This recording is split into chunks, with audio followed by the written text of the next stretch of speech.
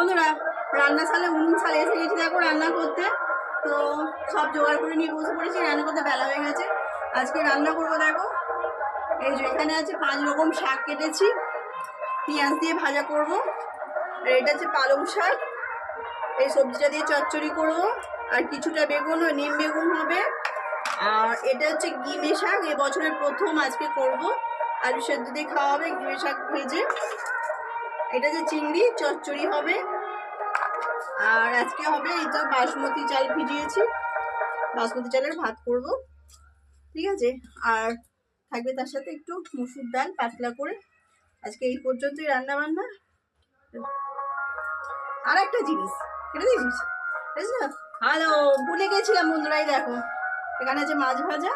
আজকে ভাতের সাথে ভাজা মাছটাই থাকবে, মাছের আজকে কোনো কিছু করবো না, শুধু ভাজাটাই খাওয়াবে, ঠিক আছে। চলো টাটা। বন্ধুরা রান্না সালে উনুন সালে এসে গেছি দেখো রান্না করতে। তো সব জোগাড় করে নিয়ে বসে পড়েছি, রান্না করতে বেলা হয়ে গেছে। আজকে রান্না করবো দেখো, এই যে এখানে আছে 5 রকম শাক কেটেছি, পেঁয়াজ দিয়ে ভাজা করব।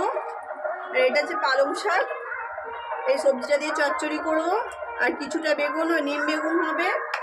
আর এটা হচ্ছে গিমে শাক, এই বছরের প্রথম আজকে করব। আলু সেদ্ধ দিয়ে খাওয়া হবে গিমে শাক ভেজে। এটা যে চিংড়ি চচ্চড়ি হবে। আর আজকে হবে এই তো বাসমতি চাল ভিজিয়েছি, বাসমতি চালের ভাত করব, ঠিক আছে। আর থাকবে তার সাথে একটু মসুর ডাল পাতলা করে। আজকে এই পর্যন্তই রান্না বান্না। আর একটা জিনিস কেটে দিয়েছিস, হ্যালো, ভুলে গেছিলাম বন্ধুরাই, দেখো এখানে আছে মাছ ভাজা।